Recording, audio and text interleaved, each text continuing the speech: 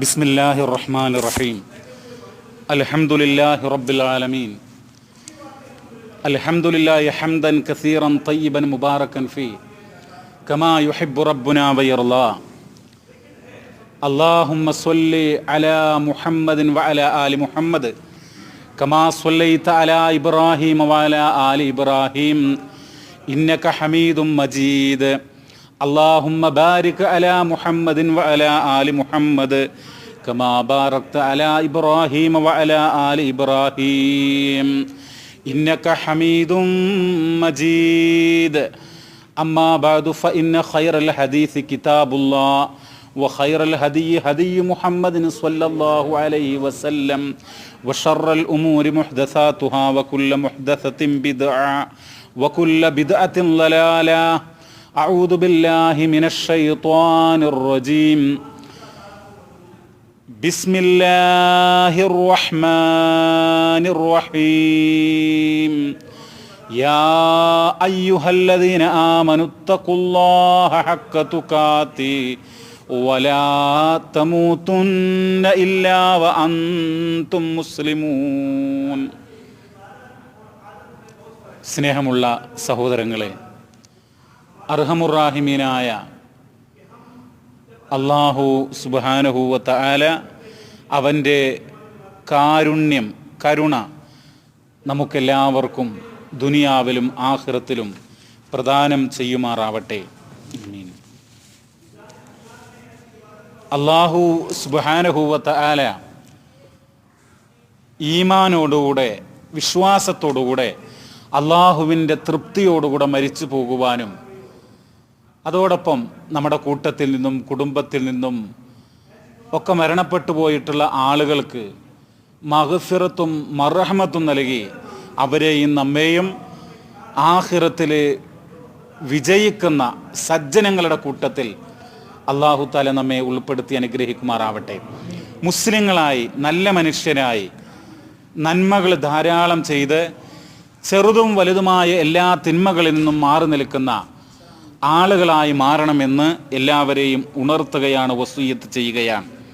പ്രിയമുള്ളവരെ, നമ്മൾ പരിശുദ്ധ ഖുർആനിലെ സൂറത്തുൽ ബഖറയിലെ 255-ാമത്തെ സൂക്തമായിട്ടുള്ള ആയത്തുൽ കുർസി എന്ന പേരിൽ അറിയപ്പെടുന്ന വിശുദ്ധ ഖുർആനിലെ ഏറ്റവും മഹത്തായ ആ ആയത്തുമായി ബന്ധപ്പെട്ട് ചില കാര്യങ്ങൾ മനസ്സിലാക്കാൻ ആഗ്രഹിക്കുകയാണ്.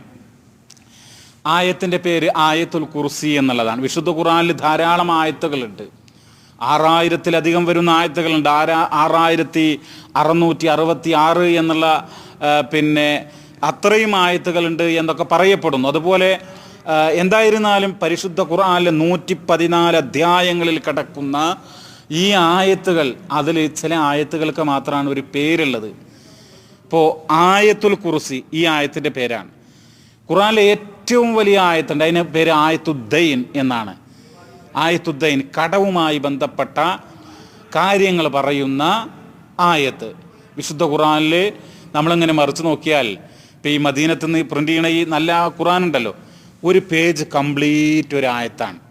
അതേ അവസരത്തിൽ വേറെ ചില സുഹൃത്തുക്കളിൽ ഒരു വരി തന്നെ 2-3 ആയത്തുകൾ നമുക്ക് കാണാൻ വേണ്ടി പറ്റും, ചെറിയ ചെറിയ ആയത്തുകൾ.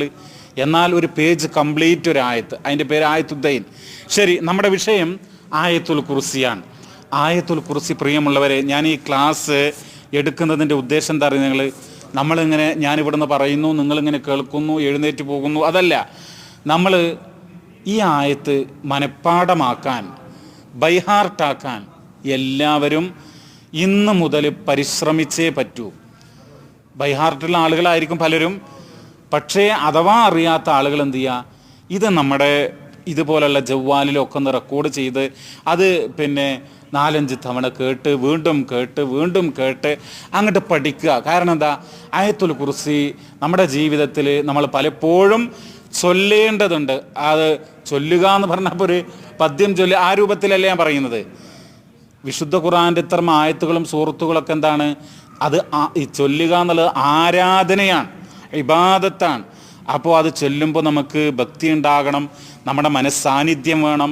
ഇഖ്ലാസ് എന്ന് നമ്മൾ പറയാറില്ലേ, നല്ല നിഷ്കളങ്കത നമുക്ക് വേണം, ആത്മാർത്ഥത വേണം, അള്ളാഹു ഇതിന് കൂലി തരണം എന്നുള്ള ബോധം വേണം. ആ രൂപത്തിൽ നമ്മൾ ഇതെന്നും ചൊല്ലുന്ന ആളുകളായി മാറാൻ പഠിക്കാത്തവരെന്ത് ചെയ്യണം? പഠിക്കണം. അതിനു വേണ്ടിയാണ് നമ്മൾ ഈ ഒരു ദിവസം ഇതിനു വേണ്ടി മാറ്റി വെച്ചിട്ടുള്ളത്. നമുക്ക് ഒട്ടേറെ കാര്യങ്ങൾ പറയാനുണ്ട്. ഒരാൾ പറഞ്ഞു, ഈ സ്വർഗം, ജന്നത്ത്, സ്വർഗത്തിലെ കാര്യങ്ങളൊക്കെ, അനുഗ്രഹങ്ങളൊക്കെ ഒന്ന് പറയണം, അതിനെക്കുറിച്ച് കുറച്ച് ക്ലാസ് എടുത്താൽ തിരക്കിടില്ല എന്ന് ഇവിടെ ക്ലാസ്സിന് വരാത്ത ഇവിടെ ഈ തുറൈഫിലുള്ള ഒരാൾ പറയുണ്ടായി. വേറൊരാൾ പറഞ്ഞു, നമസ്കാരം ആദ്യാവസാനം ശരിക്കൊന്ന് വിശദീകരിച്ച് തന്നാൽ തിരക്കിടില്ല എന്ന് പറയുണ്ടായി. അപ്പോൾ നമുക്ക് അത്തരം വിഷയങ്ങളൊക്കെ ഉണ്ട്. അതൊക്കെ അവിടെ മാറ്റി വെച്ച് നമുക്കിത് പറയാനുള്ള കാരണം നിങ്ങൾ എന്ത് ചെയ്യുന്ന പറഞ്ഞാൽ, ഈ ആയത്ത്, ഏതായത്ത്? ആയത്തുൽ കുർസി എല്ലാവരും നിർബന്ധമായും പഠിക്കന്നെ വേണം, മനപ്പാടാക്കണം. ഒരു മടിയോ അറപ്പോ വെറുപ്പോ ഒന്നും നമ്മുടെ ഭാഗത്തുണ്ടാകാൻ പാടില്ല. ആയത്തുൽ കുർസി അല്പം ചെറിയ അല്ലെങ്കിൽ വലിയൊരു ആയത്താണ്. ഒരു നാല് വരി, അതിലപ്പുറമൊന്നുമില്ല, 4 വരി മാത്രം. അപ്പം അത് നമ്മൾ എന്ത് ചെയ്യുക? കുറച്ച് മെനക്കെട്ട് പഠിക്കുക എന്നാണ് പറയാനുള്ളത്. എങ്ങനെയാണ് ആയത്തുൽ കുർസി? എല്ലാവരും നോക്കി നോക്കൂ. അഊദു ബില്ലാഹി മിനശ് ശൈത്വാനിർ റജീം. ബിസ്മില്ലാഹിർ റഹ്മാനിർ റഹീം.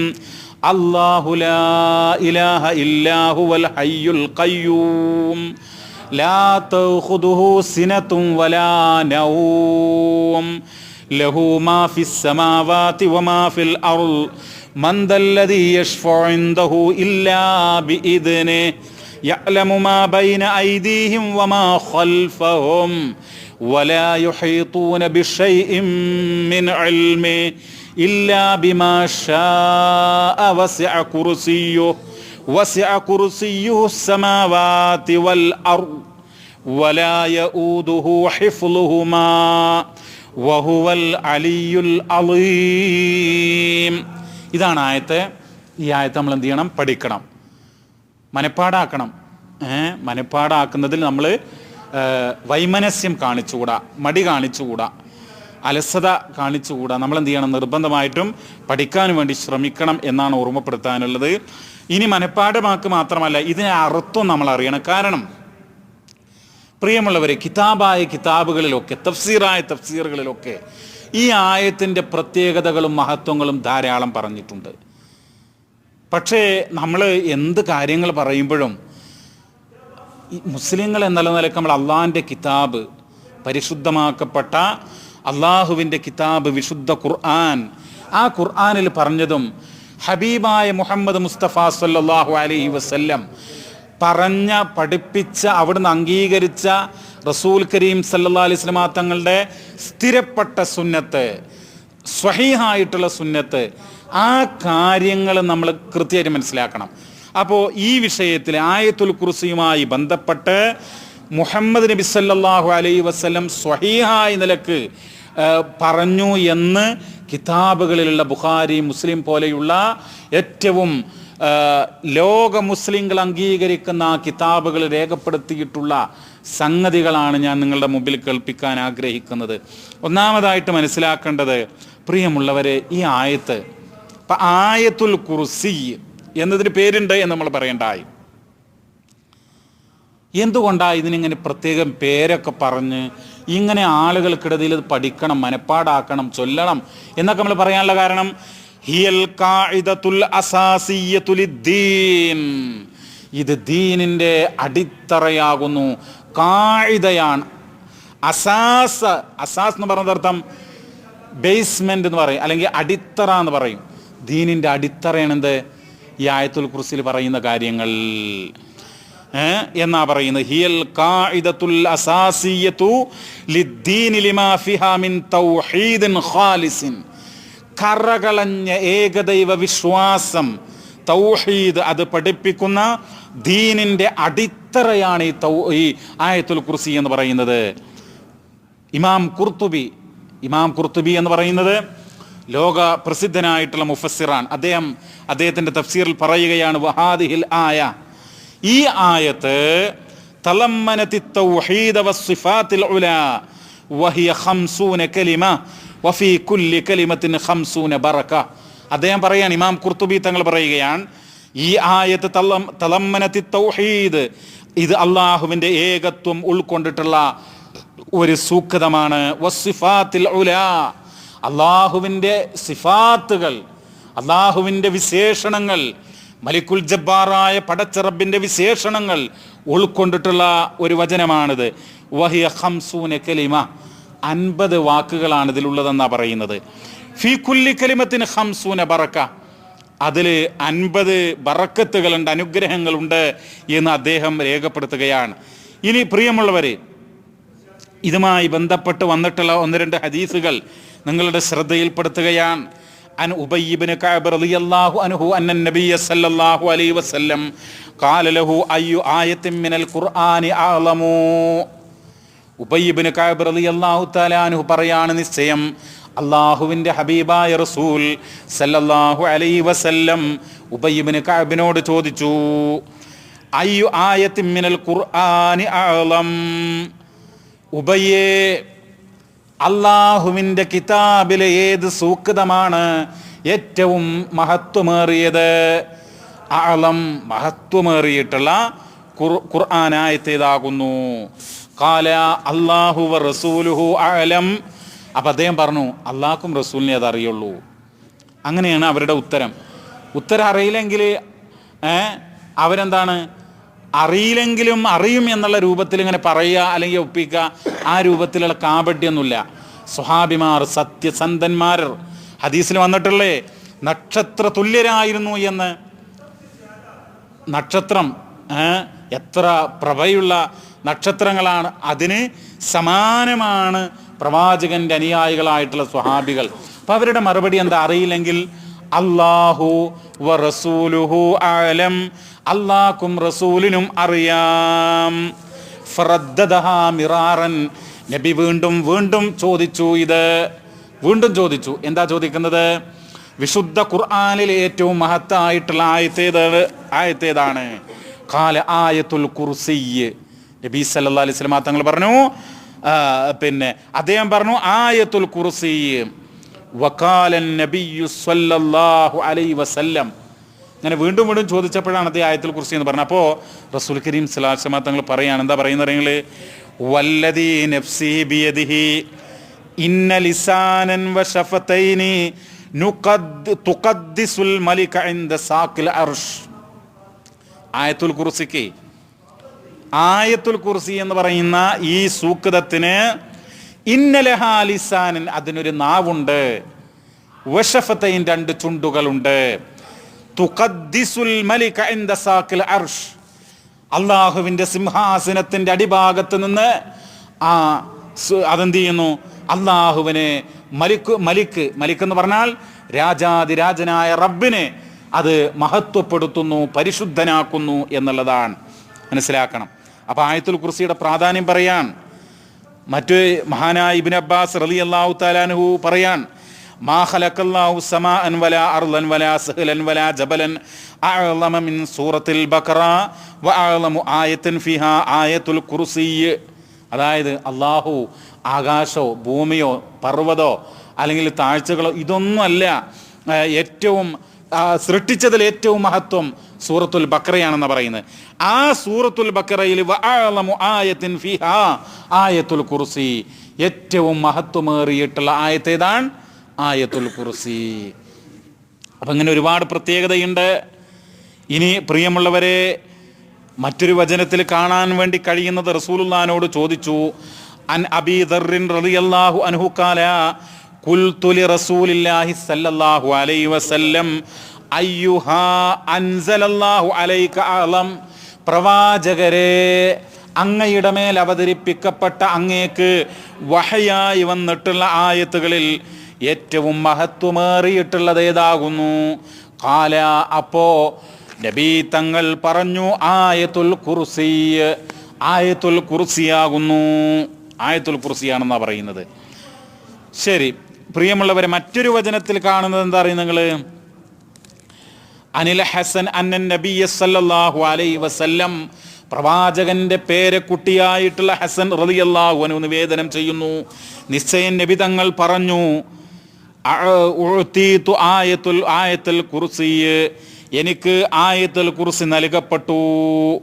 ആ ആയത്തുൽ കുർസി നൽകപ്പെട്ടു എന്ന് പറഞ്ഞപ്പോൾ വഖാല അലിയുൻ, അലി റളിയല്ലാഹു അൻഹു പറയാണ്, ഉഅ്തിയ ആയത്തുൽ കുർസി മിൻ തഹ്തിൽ അർഷ്, സിംഹാസനത്തിൻ്റെ താഴ്ഭാഗത്ത് നിന്നാണ് അതെനിക്ക് നൽകപ്പെട്ടത്, അത് നബി സല്ലല്ലാഹു അലൈഹി വസല്ലം തങ്ങൾക്ക് നൽകപ്പെട്ടത് എന്നാണ് പറയുന്നത്.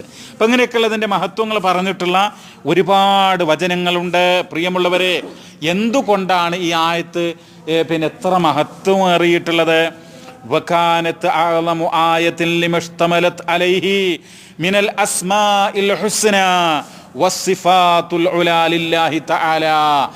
ഉന്നതനായ അള്ളാഹുവിൻ്റെ നാമങ്ങൾ, അതുപോലെ വിശേഷണങ്ങൾ, അസ്മാഉൽ ഹുസ്ന, സിഫാത്തുൽ ഉല, ഇതൊക്കെ അടങ്ങിയിട്ടുള്ള ഒരു വചനമാണെന്ത്? ആയത്തുൽ കുർസി. മനസ്സിലായല്ലോ? വനഫിയുൻ നഖായിസ് അൻഹു സുബ്ഹാനഹു വതആല, ഉന്നതനും പരിശുദ്ധനുമായിട്ടുള്ള ആ അള്ളാഹുവിൻ്റെ ഗുണങ്ങൾ പറയുക മാത്രമല്ല അതിൽ ചെയ്യുന്നത്. വനഫിയുൻ നഖായിസ്, അള്ളാഹുവിന് ഒരു പോരായ്മകളുമില്ല എന്ന് ഇതിൽ എന്ത് ചെയ്യുന്നുണ്ട്? വ്യക്തമായി സ്ഥാപിക്കുന്നുണ്ട്. പോരായ്മകളെല്ലാം ഇതിൽ നിഷേധിക്കുന്നുണ്ട്. അത് നമുക്ക് പറയാം. മഹാനായ ഇമാം നവവി റഹ്മത്തുള്ളാഹി അലൈഹി അദ്ദേഹത്തിൻ്റെ ശറഹ് മുസ്ലിമിൽ പറയാണ്, ഖാലൽ ഉലമാഉ ഇന്നമാ തമയ്യസത് ആയത്തുൽ കുർസി ബികൗനിഹാ അഅ്ലമു ലിമാ ജമഅത് മിൻ ഉസൂലിൽ അസ്മാഇ വസ്സിഫാത്തി മിനൽ ഇലാഹിയ്യത്തി വൽ വഹ്ദാനിയ്യത്തി വൽ ഹയാത്ത് വൽ ഇൽമ് വൽ മുൽക്ക് വൽ ഖുദ്റ വൽ ഇറാദ വഹാദിഹി സബ്അ ഉസൂലുൽ അസ്മാഇ വസ്സിഫാത്ത്. മഹാനായ ഇമാം നവവി തങ്ങൾ രേഖപ്പെടുത്തുകയാണ് അദ്ദേഹത്തിൻ്റെ ശറഹ് മുസ്ലിം എന്ന് പറയുന്ന കിതാബിൽ, തീർച്ചയായും ആയത്തുൽ കുർസിയുടെ വ്യതിരക്തത, അതിൻ്റെ പ്രത്യേകത എന്തെന്ന് ചോദിച്ചാൽ അത് മഹത്വമേറിയതാണ്. അങ്ങനെ മഹത്വമേറിയതാകാനുള്ള കാരണം എന്താ? ജമഅത്ത് മിൻ ഉസൂലിൽ അസ്മാഇ വസ്സിഫാത്ത്, അള്ളാഹിൻ്റെ അസ്മാകളും സിഫാത്തുകളുടെയും ഒക്കെ അടിത്തറകൾ, അല്ലെങ്കിൽ ഏറ്റവും അടിസ്ഥാനപരമായിട്ടുള്ള, അള്ളാഹുവിന് 99 നാമങ്ങളുണ്ടല്ലോ. അസ്മാഉൽ ഹുസ്ന 99 നാമങ്ങളുണ്ട്. അതിൽ ഏറ്റവും മുഖ്യമായത് എവിടെ വന്നിട്ടുണ്ട്? ആയത്തുൽ കുർസിയിൽ വന്നിട്ടുണ്ട്. അതാണ് ഇമാം നബി ചൂണ്ടിക്കാണിക്കുന്നത്. മിനൽ ഇലാഹിയ്യത്തി, അള്ളാഹുവിൻ്റെ ദിവ്യത്വം പറയുന്ന, വൽ വഹദാനിയ്യ, അള്ളാഹുവിൻ്റെ ഏകത്വം പറയുന്ന, വൽ ഹയാത്ത്, അള്ളാഹു എന്നെന്നും ജീവിച്ചിരിക്കുന്നു എന്ന് പറയുന്ന, വൽ ഇൽമ്, അള്ളാഹുവിൻ്റെ വിജ്ഞാനത്തെക്കുറിച്ച് പറയുന്ന, വൽ മുൽക്ക്, അള്ളാഹുവിൻ്റെ അധീശത്വത്തെക്കുറിച്ച് പറയുന്ന, അധികാരത്തെക്കുറിച്ച് പറയുന്ന, വൽ ഖുദ്റ, അള്ളാഹുവിൻ്റെ കഴിവ്, ശക്തി, അത് പറയുന്ന, വൽ ഇറാദ, അള്ളാഹുവിൻ്റെ ഉദ്ദേശം. അള്ളാഹു ഉദ്ദേശിച്ചത് മാത്രമേ ഈ പ്രപഞ്ചത്തിൽ നടക്കുള്ളൂ. അപ്പം ഇതൊക്കെ അടിസ്ഥാനപരമായിട്ടുള്ള കാര്യങ്ങളാണ്. വഹാദിഹി സബ്അ ഉസൂലുൽ അസ്മാഇ വസ്സിഫാത്ത്, ഈ പറഞ്ഞ ഏഴുണ്ടല്ലോ, അത് ഈ അസ്മാഉ വസ്സിഫാത്തുകളിൽ അടിത്തറയായിട്ടുള്ള കാര്യങ്ങളാണ്. ഇതൊക്കെ എവിടെ പറയുന്നു? ആയത്തുൽ കുർസിയിൽ പറയുന്നു. അതുകൊണ്ടാണ് ആയത്തുൽ കുർസി മഹത്വമേറിയത് എന്നാണ് ഇമാം നവവി തങ്ങൾ പറയുന്നത്. പ്രിയമുള്ളവരെ, മറ്റൊരു വചനത്തിൽ കാണാം, സൂറത്തുൽ ബഖറ ഫിഹാ ആയത്തുൻ സയ്യിദത്തു ആയിൽ ഖുർആൻ. ഈ സൂറത്തുൽ ബഖറ എന്ന് പറയുന്ന വലിയ അധ്യായത്തിലെ സയ്യിദായിട്ടുള്ള, നേതാവായിട്ടുള്ള ആയത്താണ് ആയത്തുൽ കുർസി എന്നാ പറയുന്നത്. ഇനി നമുക്ക് ഇതിൻ്റെ അർത്ഥവുമായി ബന്ധപ്പെട്ട് ചില കാര്യങ്ങൾ മനസ്സിലാക്കാം. അല്ലാഹു ലാ ഇലാഹ ഇല്ലാ ഹുവൽ ഹയ്യുൽ ഖയ്യൂം. അല്ലാഹു, ഒന്നാമത്തെ പദം തന്നെ അല്ലാഹു എന്നുള്ളതാണ്. അല്ലാഹു എന്ന് പറഞ്ഞാൽ എന്താ അർത്ഥം? പ്രിയമുള്ളവരെ, ഇലാഹ് എന്നുള്ളത് അതിൻ്റെ അർത്ഥം ആരാധ്യൻ, ഇബാദത്തിന് അർഹതപ്പെട്ടവൻ. അതാണ് ഇലാഹ്. ആരാധ്യൻ എന്ന് പറഞ്ഞാൽ ഇബാദത്തിന് അർഹതപ്പെട്ടവൻ എന്നർത്ഥം. ശരി, ഒരുപാട് ആളുകൾ ഇലാഹായിട്ട് ചിത്രീകരിക്കപ്പെടുന്നു. ഇപ്പോൾ ചില ആളുകൾ പറയുന്നു രാമൻ ഒരാരാധ്യനാണ്, കൃഷ്ണൻ ഒരാരാധ്യനാണ്. വേറെ ചില ആളുകൾ പറയുന്നു യേശു ആരാധ്യനാണെന്ന് പറയുന്നു, ഇലാഹൻ ആണെന്ന് പറയുന്നു, അല്ലേ? ക്രിസ്തു നിങ്ങളുടെ രക്ഷാകർതൃത്വം ഏറ്റെടുത്തിരിക്കുന്നു എന്നൊക്കെ പറഞ്ഞിട്ട് എഴുതി വച്ചിരിക്കും. അപ്പോൾ ഇതൊക്കെ എന്താണ്? ലോകത്ത് പലരും പലതിനെയും ആരാധിക്കുന്നു, പലതിനെയും ഇലാഹായി കാണുന്നു. പക്ഷേ സാക്ഷാൽ ഇലാഹ്, യഥാർത്ഥത്തിലുള്ള ഇലാഹ്, സത്യത്തിലുള്ള ഇലാഹ് അതാരാ? അള്ളാഹു. അതാണ് അള്ളാഹു എന്നുള്ള പദത്തിൽ പറയുന്നത്. അവിടെ എന്താ പറയുന്നത്? ഇലാഹ് എന്നുള്ളത് അൽ ഇലാഹ്, ഇലാഹ് എന്നുള്ള പദത്തെ അൽ ഇലാഹ് എന്ന് പറഞ്ഞാൽ സാക്ഷാൽ ആരാധ്യം എന്നർത്ഥം. അതാണ് അൽ ഇലാഹ് എന്നുള്ള പദത്തെ വിശുദ്ധ ഖുർആൻ പ്രയോഗിച്ചത് അള്ളാഹു എന്നുള്ളതാണ്. അള്ളാഹു യഥാർത്ഥത്തിലുള്ള ആരാധ്യൻ, അത് റബ്ബ് മാത്രമേ ഉള്ളൂ. വേറൊരു ശക്തിയും എന്തല്ല, ആരാധ്യന്മാരല്ല എന്നുള്ളതാണ്. പലരും അങ്ങനെയുള്ള ശക്തികൾക്ക് ആരാധനകൾ കൽപ്പിക്കുന്നുണ്ട് എങ്കിൽ പോലും. എന്നിട്ട് പറയുകയാണത് അല്ലാഹു ലാ ഇലാഹ ഇല്ലാഹുവ, അല്ലാഹുവല്ലാതെ യാതൊരു ആരാധ്യനുമില്ല. പ്രിയമുള്ളവരെ, അതാണ് ഇസ്ലാമിൻ്റെ അടിത്തറ. ലാ ഇലാഹ ഇല്ലല്ലാ മുഹമ്മദ് റസൂലുള്ളാഹി എന്നുള്ളതിൻ്റെ ഒന്നാമത്തെ ഭാഗം എന്താ? ലാ ഇലാഹ ഇല്ലല്ലാ. അതിൻ്റെ ആദ്യം പറയുന്നത് അല്ലാഹുവല്ലാതെ ഒരു ഇലാഹുമില്ല എന്നുള്ളതാണ്. അല്ലാഹുവല്ലാതെ ഒരു ഇലാഹുമില്ല എന്നാ. അല്ലാഹു മാത്രമാണ് യഥാർത്ഥത്തിലുള്ള ഇലാഹ്. അല്ലാഹു ലാ ഇലാഹ ഇല്ലാഹുവ. നമ്മൾ മനസ്സിലാക്കേണ്ടത് വലിയ വിഷയമാണ്. അതാണ് നമ്മുടെ വിശ്വാസത്തിൻ്റെ അടിത്തറ. അള്ളാഹ്ക്ക് മാത്രമേ നമ്മൾ ഇബാദത്ത് ചെയ്യാൻ പറ്റുള്ളൂ. നമ്മുടെ പ്രാർത്ഥന, നമ്മുടെ എല്ലാവിധ ആരാധനാ കർമ്മങ്ങളും, നമ്മുടെ സഹായ തേട്ടങ്ങളും പ്രാർത്ഥനകളും ഇബാദത്തുകളും ഒക്കെ റബ്ബിന് മാത്രം. അല്ലാഹു ലാ ഇലാഹ ഇല്ലാ ഹുവ, അവന് മാത്രം. ഹുവ പറഞ്ഞാൽ അവൻ, അള്ളാഹു, അവന് മാത്രമേ അത് നിർവഹിക്കാൻ വേണ്ടി പറ്റുള്ളൂ. എന്നിട്ട് പറയുകയാണ് എന്താണ്? ഹുവ അൽ ഹയ്യു. അൽ ഹയ്യ് എന്ന് പറഞ്ഞ അർത്ഥം എന്നെന്തും ജീവിച്ചിരിക്കുന്നവൻ. ഇതൊക്കെ നമ്മൾ മനസ്സിലാക്കണം. അള്ളാഹിൻ്റെ ഒരു നാമാണെന്ത്? അൽ ഹയ്യ്. അൽ ഹയ്യ് എന്താ അതിൻ്റെ അർത്ഥം? എന്നും ജീവിച്ചിരിക്കുന്നവൻ. ഇപ്പം നേരത്തെ നമ്മൾ രാമനെക്കുറിച്ച് പറഞ്ഞു, രാമൻ മരണപ്പെട്ടു പോയിരിക്കുന്നു എന്നാണ്. അതുപോലുള്ള ഒരു ഇലാഹല്ല ആര്? അള്ളാഹു. അള്ളാഹുവിന് മരണമില്ല. അൽ ഹയ്യ്, അവൻ എന്നെന്നും ജീവിച്ചിരിക്കുന്നവനാണ്. എന്താ അൽ ഹയ്യ് എന്ന് പറഞ്ഞ അർത്ഥം? മുഫസ്സിറുകൾ രേഖപ്പെടുത്തുകയാണ്, അൽ ബാഖി, എന്നും ബാക്കിയാകുന്നവൻ, എന്നും ഉള്ളവൻ. അൽ ബാഖി അദ്ദായിം അലൽ അബദ്, എന്നുമുള്ളവൻ, അതിന് അവസാനമില്ല. അതാണ് അല്ലാഹു. അൽ ബാഖി അദ്ദായിമു അലൽ അബദ് വഹുവ മൻ ലഹുൽ ഹയാത്ത് വൽ ഹയാത്തു സിഫത്തുല്ലാഹി തആല. എന്നെന്നും ജീവിച്ചിരിക്കുക എന്നുള്ളത് ഒരൊറ്റ ശക്തിക്ക് മാത്രമേ അവകാശപ്പെടാനുള്ളൂ. മുഹമ്മദ് നബി സല്ലല്ലാഹു അലൈഹി വസല്ലം തങ്ങൾ ലോകത്തിൻ്റെ നേതാവാ. പക്ഷേ ആ റസൂലുള്ള എന്തായിട്ടുണ്ട്? മരണപ്പെട്ടു പോയിട്ടുണ്ട്, അല്ലേ? ആ സംഭവങ്ങൾ നമുക്കറിയാം. നബി ഖുർആനിൽ തന്നെ പറയുന്നുണ്ട്, നബി മരിക്കുന്നു, ഇന്നക മയ്യിത്തുൻ വ ഇന്നഹും മയ്യിത്തുൻ. ലോകത്തിൽ നബിയേക്കാൾ വലിയൊരു മഹാനില്ല. പക്ഷേ ആ നബി പോലും മരണപ്പെട്ടിട്ടുണ്ട്. എന്നാൽ അള്ളാഹുവോ? അള്ളാഹു മരിക്കുകയില്ല. അള്ളാഹു എന്നെന്നും ജീവിച്ചിരിക്കുന്നവനാണ്. അൽ ഹയ്യ്. അപ്പോൾ നമ്മളെന്താ പറയുക, ഇപ്പോൾ ചില ആളുകളുടെയൊക്കെ വിശ്വാസം, ഇപ്പോൾ ഹിന്ദു മതമുണ്ട്, ക്രിസ്ത്യാനി മതമുണ്ട്, അല്ലെങ്കിൽ പല മതങ്ങളുണ്ട്, അതുപോലൊരു മതം ഇസ്ലാം മതം എന്നുള്ള ചിന്ത ഉണ്ടല്ലോ, അതൊരിക്കലും ഉണ്ടാകാൻ പാടില്ല. ഇസ്ലാം എന്ന് പറഞ്ഞാൽ അള്ളാഹുവിൻ്റെ മതമാണ്. അള്ളാഹുവിൻ്റെ മതമാണ് പ്രിയമുള്ളവർ.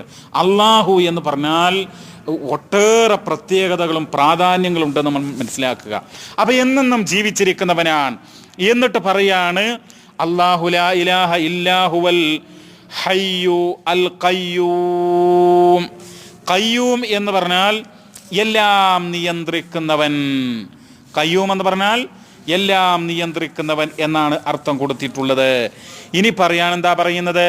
ലാ തഖുദുഹു സിനതുൻ വലാ നൗം. അല്ലാഹുവിനെ സിനത്തോ നൗമോ ബാധിക്കുകയില്ല. സിനത്ത് എന്ന് പറഞ്ഞാൽ ക്ഷീണം എന്നൊക്കെയാണ് സാധാരണ അർത്ഥം പറയാറുള്ളത്. ക്ഷീണം, ടയേർഡാകുന്ന പറയില്ലേ? അള്ളാഹുവിന് ആ അവസ്ഥയൊന്നുമില്ല. അസ്സിനത്തു അന്നുആസ് വഹുവ അന്നൗമുൽ ഖഫീഫ്. സിനത്ത് എന്ന് പറഞ്ഞാൽ ലഘുവായ ഉറക്കം. ഇങ്ങനെയൊക്കെ ഉറങ്ങൂലേ നമ്മൾ? ഉറക്കം തൂങ്ങൂലേ? ഇതിനൊക്കെയാണ് എന്ത് പറയുക? അന്നുആസ്, സിനത്ത് എന്ന് പറയുക. ലാ തൗഖുദുഹു സിനത്തുൻ. ആ ഒരു ചെറിയ ഉറക്കം പോലും റബ്ബിനുണ്ടാവൂല. എന്നിട്ട് പറയാം സിനത്തുൻ വലാ നൗം. ചെറിയ ഉറക്കമോ വലിയ ഉറക്കമോ ഒന്നും ഉണ്ടാവില്ല. ഈ സിനത്ത് എന്ന് പറഞ്ഞാൽ ഫസ്സിനത്തു അവ്വലുൻ നൗമി, ഉറങ്ങുന്നതിൻ്റെ മുന്നോടിയായിട്ട് ഇങ്ങനെ ഉറക്കം വരിക എന്ന് പറയില്ലേ, ആ അവസ്ഥ പോലും റബ്ബിനുണ്ടാവൂല എന്നാണ് നമ്മൾ മനസ്സിലാക്കേണ്ടത്. എന്നിട്ട് ഒരു ഹദീസിൽ കാണാം, ഇന്നല്ലാഹ ലാ യനാമു, തീർച്ചയായും അള്ളാഹു ഉറങ്ങുകയില്ല, വലാ യംബഗി ലഹു അൻ യനാം, അള്ളാഹു ഉറങ്ങുക എന്നുള്ള കാര്യം ഉണ്ടല്ലോ അത് അള്ളാഹ്ക്ക് യോജിച്ചതല്ല എന്നാ. നമ്മൾ നമ്മെ പോലെ അള്ളാഹു ഒരിക്കലും വിചാരിക്കാൻ പാടില്ല. സൃഷ്ടിയും സൃഷ്ടാവും ഒരുപാട് വ്യത്യാസങ്ങളുണ്ട്. സാധാരണ ഇപ്പം എന്താ അറിയോ, നമ്മൾ അതൊക്കെ ഗൗരവമായിട്ട് ശരിക്കും മനസ്സിലാക്കണം. അള്ളാഹു എന്ന് പറഞ്ഞാൽ ഉറക്കമോ മയക്കമോ ക്ഷീണമോ ഇതൊന്നും ഉണ്ടാവുകയില്ല, എന്നെന്നും ജീവിച്ചിരിക്കുന്നവനാണ്. എന്നിട്ട് പറയാണ് പ്രിയമുള്ളവരെ, തഫ്സീറിൽ പറയാൻ ഇമാം ഇബ്നു കസീർ രേഖപ്പെടുത്തുകയാണ്, ലാ യഅതരീഹി നഖ്സുൻ വലാ ഗഫ്ലത്തുൻ വലാ ദുഹൂലുൻ, അള്ളാഹുക്ക് ഒരു അശ്രദ്ധയോ ഒരു ചെറിയ ബോധം നഷ്ടപ്പെടലോ അങ്ങനെയൊന്നുമില്ല. ശരി, ഞാൻ പിന്നെ അതൊന്നും പറയുന്നില്ല, വിശദീകരിക്കുന്നില്ല, സമയമില്ല. ഇതിൽ പറയാണെന്താ പറയുന്നത്, അല്ലാഹു ലാ ഇലാഹ ഇല്ലാ ഹുവൽ ഹയ്യുൽ ഖയ്യൂം ലാ തഖുദുഹു സിനത്തുൻ വലാ നൗം ലഹു മാ ഫിസ് സമാവാതി വമാ ഫിൽ അർള് ലഹു മാ ഫിസ് സമാവാതി വമാ ഫിൽ അർള്, ആകാശങ്ങളിലുള്ളതും ഭൂമിയിലുള്ളതും എല്ലാം റബ്ബിൻ്റേതാകുന്നു. എല്ലാം റബ്ബിൻ്റേതാണ്, ഒരു സംശയം ഇവിടെ, എല്ലാം റബ്ബിൻ്റെ. നമ്മൾ പറയാറുണ്ട് ഇതിന്നാളുടെയാണ്, അത് അപ്പുറത്തെ മോമാക്കാൻ്റെയാണ്, ഇത് ഇപ്പുറത്തെ അബൂബക്കറിൻ്റെയാണ്. അതൊക്കെ ദുനിയാവിൽ താൽക്കാലികമായിട്ട് തന്നുള്ളൂ. പക്ഷേ ഇതിൻ്റെ സർവാധിപതി ആരാണ്? അല്ലാഹു സുബ്ഹാനഹു വ തആലയാണ്. ലഹു മാ ഫിസ് സമാവാതി വമാ ഫിൽ അർദ്, ഭൂമിയിലുള്ളതെല്ലാം ആകാശത്തിലുള്ളതെല്ലാം അതൊക്കെ എന്താണ്?